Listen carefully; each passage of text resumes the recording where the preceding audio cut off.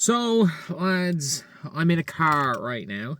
Sorry, need my glasses to drive, but obviously not driving. And we're gonna talk a little bit about the Damiris Dantas situation.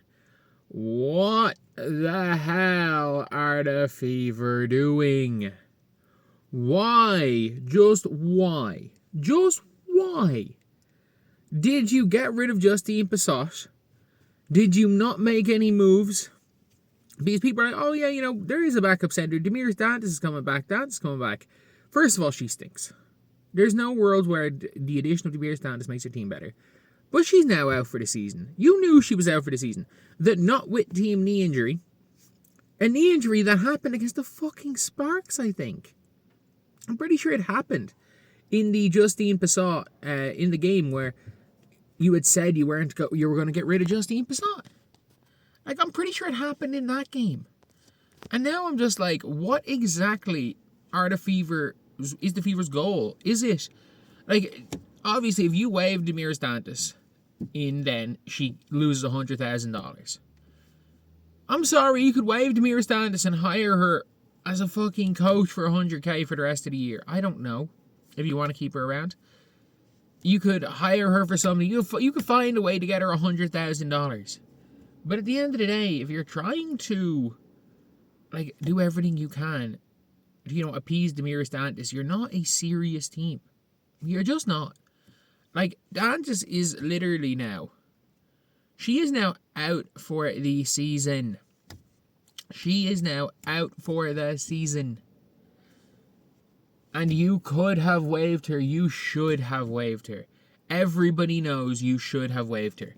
The only reason you kept her is because of vibes. Oh, she's a veteran presence who stays ready so she never has to get ready. Like, I'm sorry, she got injured. She was injured before the deadline. Just because you said, we are not going to keep Justine Passat. I'm pretty sure Damiris Dantas got injured in that 24-hour spell. Or at least it was the last time Dantas saw the floor in any meaningful action. Oh, like, I don't even know if you get the injured player exception. Like, the season-ending exception. Because I know there is something to do with that. Like, players who are out for the season, you can get a little bit of cash for them. You can get a bit of salary cap. But I'm like, who is there available? Like, are we going to be seeing them rock up with Kalani Brown? At this stage, why the fuck not? Why not rock up with Kalani Brown at this stage? Why not rock up with Tierra McCowan? I'm just trying to think, is there anyone else? Is there anyone else that's big that the Fever can sign? Like, you're not going to sign Sedona Prince. But it's hilarious that, like, no team seems to have any issues drafting Ashton Watkins.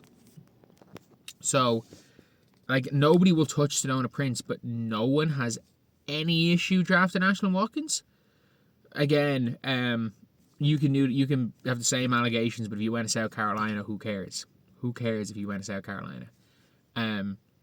Look, at the end of the day, though, the Fever are in need of a big. Like, even like Hoff, who played for the Lynx. Like, I'm keeping an eye on Eurobasket, maybe, to see is there any bigs that you can see there that you can maybe bring in for a rest of season contract for the last 6 or 7 games, and then getting into the playoffs. So not Eurobasket, the World Cup.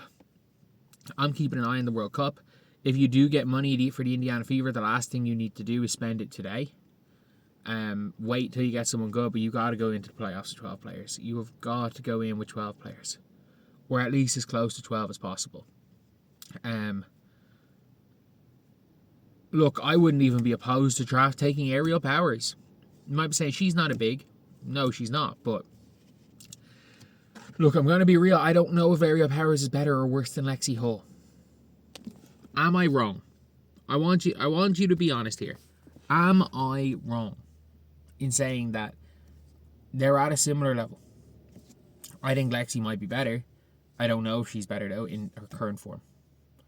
I thought they were at a similar level last season. And this year, I mean, look, Lexi's been terrible. She has been absolutely terrible. And now, like, I don't even know what we can get. Like, if you get an injured player, or if you get a exception for, and and the money back, maybe you steal Maddie Westbeld from Chicago, who's, look, I don't think Maddie Westbell's great, but she's competent. She's a competent basketball player, and Chicago don't have the salary to match.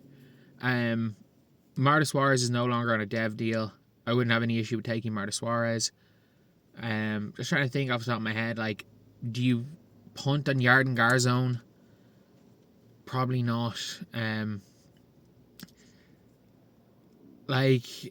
What's her name?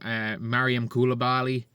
Is she a WNBA player? She was dominant in EuroLeague. She's been dominant in Spain. You can't trade for Sika Kone anymore. Like, Mariam Badian from France. Maybe Badian might be the move. But there are options. They're not out of options.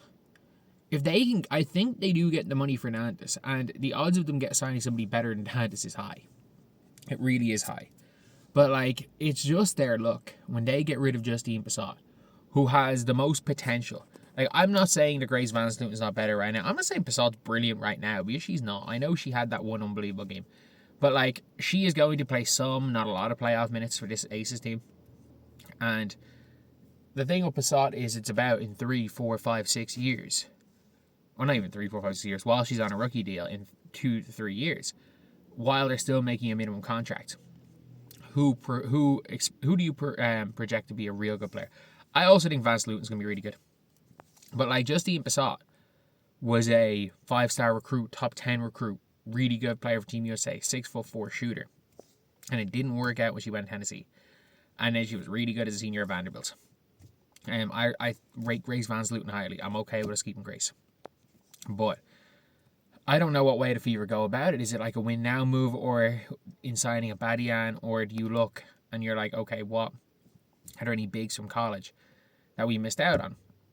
Do we do the dumbest thing and just promote Bree Hall to the main team because you're lazy?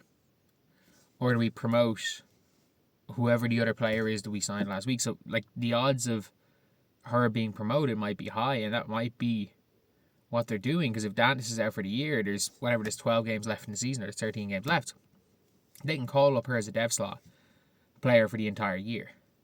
That's one of the positives, maybe, if the money doesn't free up, and that's probably why they signed the other center as a dev player. But yeah, I mean, not in the greatest spot, and keeping Damiris Dantas was, for me, it just seems like one of the dumbest decisions you could possibly have made as an organization. So anyway, that is the video. I'm in my car. I'll be live in about an hour. To talk about a bunch of topics. I will see you guys.